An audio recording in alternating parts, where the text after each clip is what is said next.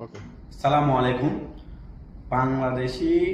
ইউএইতে বাংলাদেশিদের ভিসা বন্ধের একমাত্র কারণ হচ্ছে যে এই দেশে ইউএইতে যতগুলো বাংলাদেশি ট্রাফিক স্টার আছে সেই দোকানদারগুলোই গত কিছুদিন আগে ইউএসি এম্বাসিতে আবুধাবির প্রধানে একটা ভিডিও বার্তা প্রদান করেছিল। সেখানে তিনি উল্লেখ করেছিল বাংলাদেশিদের ক্রাইমের হার যদি কমাইতে পারে ভিসা কোনো একটা, কিন্তু এই ক্রাইমের হারও দায়ী আছে। 90% দায়ী হচ্ছে ট্রাফিক দোকানদারগুলো, আর 10% হচ্ছে বাংলাদেশিদের কার্যকলাপ।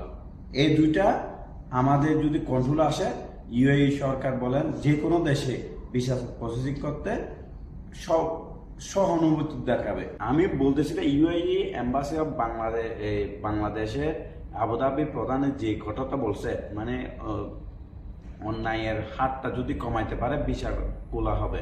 কিন্তু আমার মতে মনে হচ্ছে যদি ট্রাফিকটা ঠিকভাবে সঠিক তথ্য দিয়ে যদি ভিসা প্রসেসিংগুলো কাজগুলো করে, তখন বাংলাদেশের মানুষের মানটা উন্নত হবে। এখন এখানে দেখা যাচ্ছে ডাক্তারের সার্টিফিকেট দিয়ে মানুষ লেবারি কাজ করতেছে, তাহলে কেমনে করবে?